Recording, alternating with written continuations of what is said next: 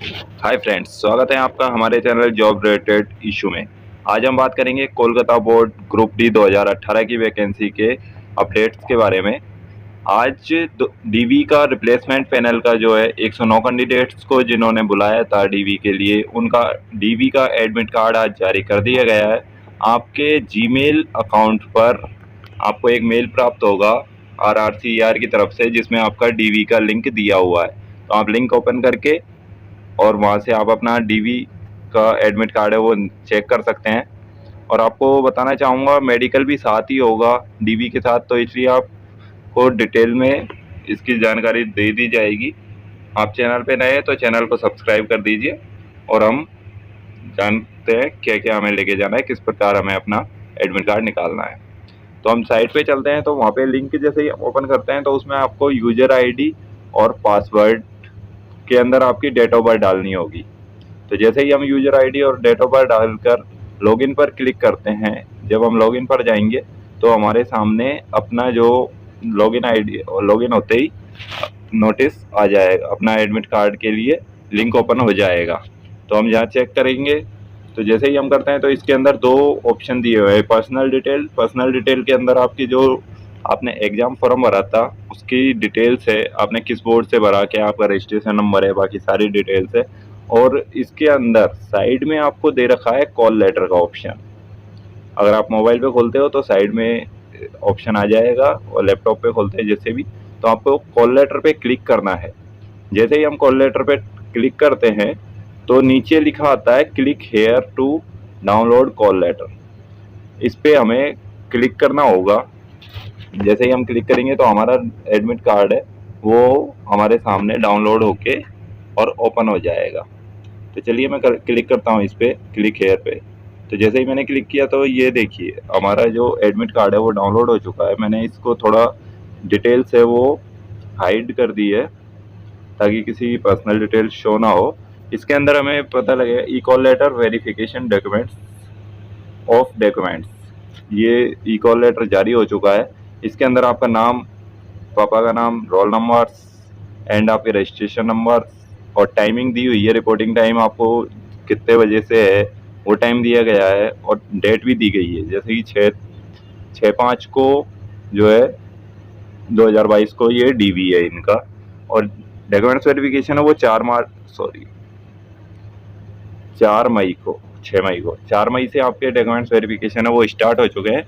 तो इसी तरह आपको इसके अंदर 2 प्रति मिलेंगी। ऊपर वाला जो है ऑफिशियल होगा, जो वहाँ पे ऑफिस में आपको से ले लिया जाएगा जब आप डीवी के लिए जाते हो, और नीचे वाला जो भाग है पार्ट बी, ये आपको वहाँ से वापस मिल जाएगा। कैंडिडेट्स उम्मीदवार के लिए होता है ये, तो ये आपको वहाँ से साइन करके वापस से आपको दे दिया जाएगा। इस तरह से आप अपना डाउनलोड कर सकते हैं। इसी जो एसटी और एससी के कैंडिडेट्स है उनके लिए भी एक अपडेट है कि उन्हें जो रेलवे की तरफ से पास मिलता है वो पास दिया गया है एसटी एससी कैंडिडेट्स के लिए। तो लेकिन इसमें इन्होंने वो एक बड़ी गलती कर दी है, जो कि हमें कोलकाता के अंदर अगर हमारा डीवी है तो हमें कोलकाता का पास मिलना चाहिए था, जबकि इन्होंने सिकंदराबाद का दे दिया है। हो सकता है ये शालदा की जगह सिकंदराबाद इन्होंने कर दिया हो किसी बाय मिस्टेक, लेकिन आपको जो है कोलकाता के अंदर आपका डीवी है, RRCER की जो ऑफिस है उसके अंदर आपका डीवी होगा, तो आपका जो ये पास है वो कोलकाता के लिए है, ना कि सिकंदराबाद के लिए। तो कोई इसे देखकर परेशान ना हो। आप वहाँ जाएंगे तो जब वो अपना एड्रेस देखेंगे कि आपका कोलकाता में है तो आपको वहाँ के लिए आपका पास जारी कर देंगे वो, ना कि सिकंदराबाद के लिए।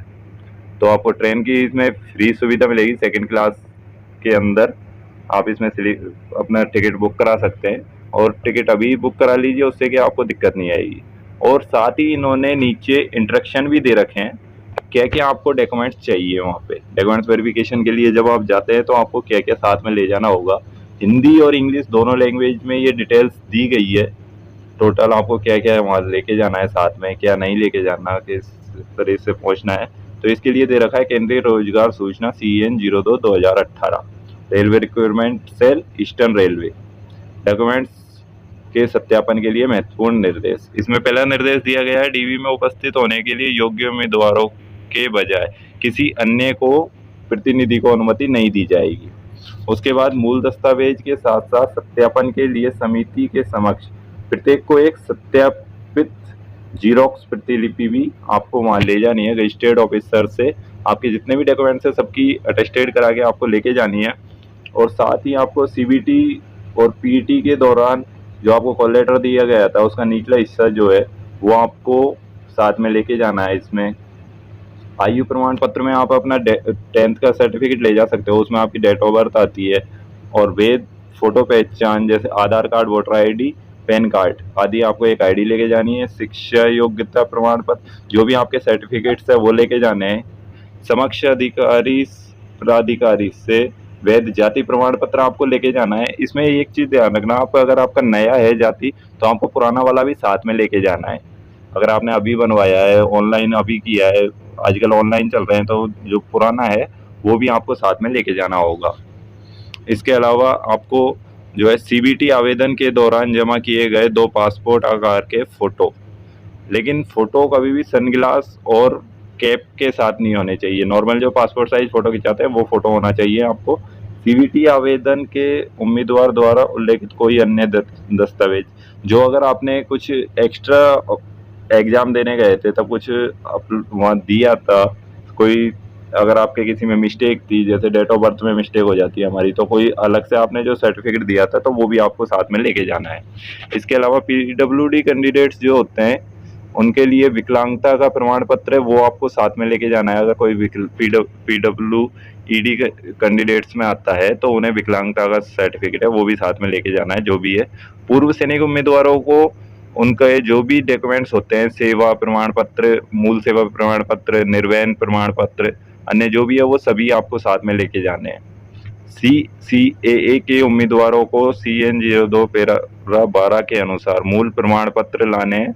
जो भी आपके कहने का मतलब सीधा सीधा ये है कि जो भी आपके पास डॉक्यूमेंट्स है सभी आपको लेके जाने हैं, कुछ भी साथ में मतलब छोड़ के नहीं जाना। जो भी आपके जितने भी डॉक्यूमेंट्स है उसी प्रकार से प्रत्येक अभ्यर्थी को किसी भी अन्य संबंधित दस्तावेज को प्रस्तुत करना होगा जो CN पैरा 12 के निर्देशानुसार आवश्यक है। आपको जो निर्देश दिए गए इनके अनुसार जो भी है वो सभी वो मांग सकते हैं कुछ भी, तो आपको अपने सारे डॉक्यूमेंट्स लेके जाने हैं। इसके बाद में CN पैरा 13 के अनुसार सरकारी सार्वजनिक क्षेत्र के कर्मचारियों के लिए NOC प्रस्तुत करने की आवश्यकता है। अगर आप पहले से जॉब कर रहे हैं तो वहाँ से आपको NOC लेके आनी होगी DV के लिए, तो वो आपको अगर जॉब कर रहे हैं तो उनके लिए है वो, ऐसा कोई नहीं है।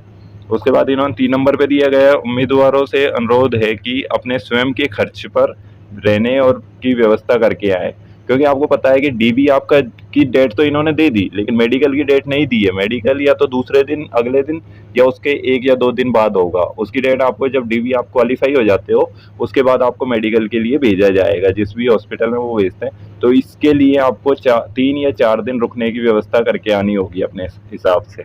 रेलवे इसका कोई खर्चा नहीं उठाएगा रुकने का, उसके बारे में बताया गया है। 4 नंबर पे दिया है दस्तावेज सत्यापन के लिए ई कॉल जारी कर दिया है, जो कि आज आपका जारी हो चुका है।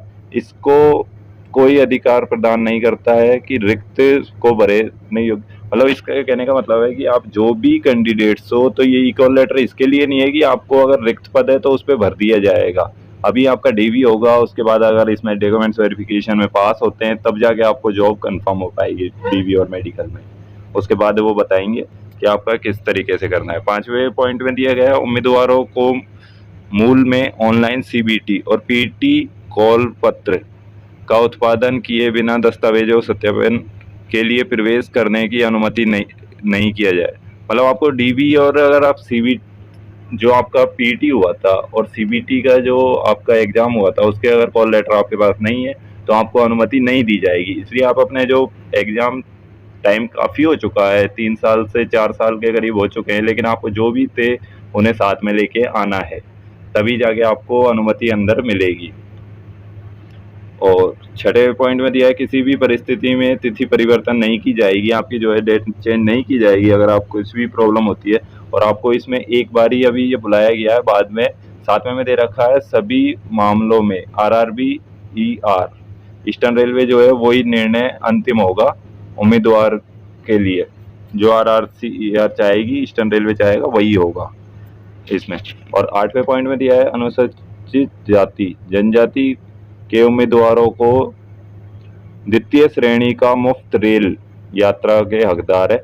उन्हें रेलवे की तरफ से पास दिया जा रहा है द्वितीय श्रेणी का, तो आप जो है अपना रेलवे का रजिस्ट्रेशन करा लीजिए। जैसे भी होता है, अब आपको ई कॉल लेटर के द्वारा आप अपना फ्री में रजिस्ट्रेशन करा सकते हैं। इसका आपको वहाँ पे एक जाति आपके जो कास्ट सर्टिफिकेट है उसकी फ़ोटोकॉपी लेके जानी होगी, और एडमिट कार्ड है उसकी कॉपी, तो वो ले जाके आप वहाँ से अपना रजिस्ट्रेशन करा सकते हैं। 9वें पॉइंट में इन्होंने दिया है, उम्मीदवार द्वारा प्रस्तुत किए जाने वाले शपथ पत्र प्रथम श्रेणी के न्यायिक मजिस्ट्रेट के सामने किए जाएं।